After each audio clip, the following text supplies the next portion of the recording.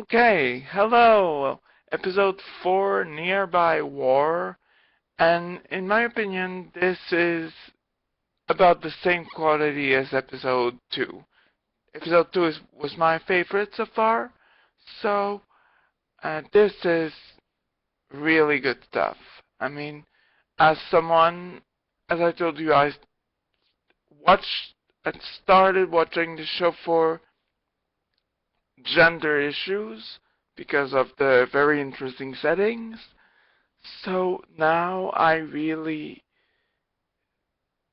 got into this episode because it went into gender identity issues and it also gave some humanity to the opposing to the enemies, the opposite movement, the ones who want to take the Simoun for themselves and study them to harness their powers.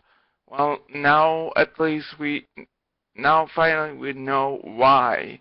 Because they polluted their country so much that they basically need another form of energy.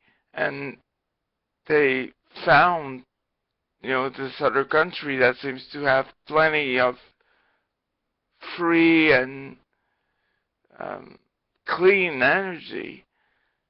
So they understandably want to understand it.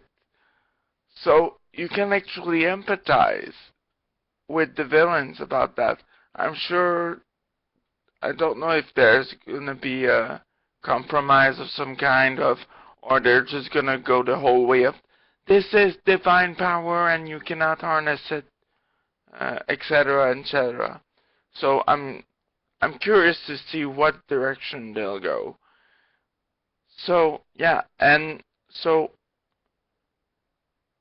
two Sibyllas, Eru, and Limon, I think the names are, I think I got it right for once, go on their own, uh, kind of a forbidden thing around the Simoun and the Sibyllas, but they go and they encounter an enemy. And again, I was really surprised by the humanity they gave to this man, who's still voiced by a woman, by the way. I'm pretty sure they have an all-female cast. So yeah, this man from the enemy army coughs all the time and confesses that he never got to choose his gender. They actually do a surgery on the babies because I'm supposing they're all born female too, and they actually do surgeries on some babies so that they'll become male.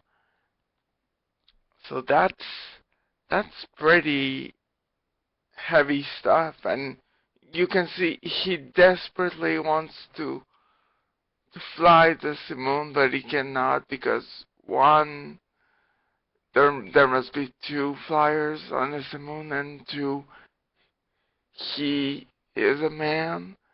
He is a full-grown man, while only like underage females can can pilot the Simoun.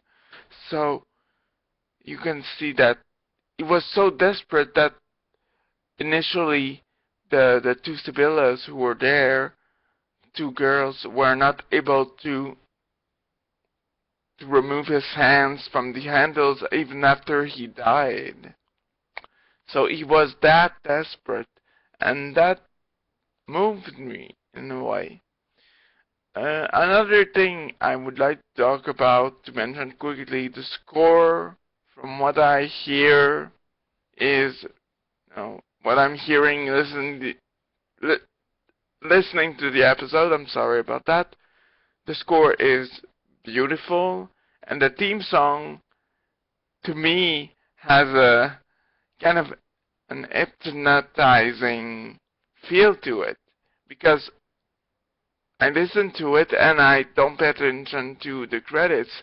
I actually hadn't noticed that the names of the characters appear during the opening credits. So now I'll pay attention, and that's gonna help me learn all the names, hopefully. So that's about it for now. A great episode. Um, yeah, there's action.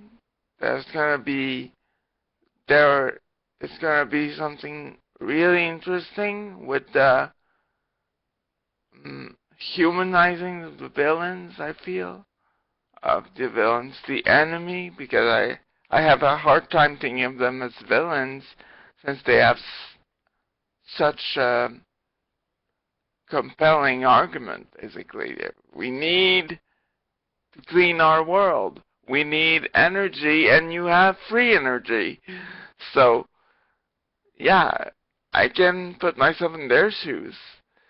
So, yeah. So, yeah, that's really about it for now. I really recommend you check it out. It's Simoun, Simoun, and I'll see you on the next episode.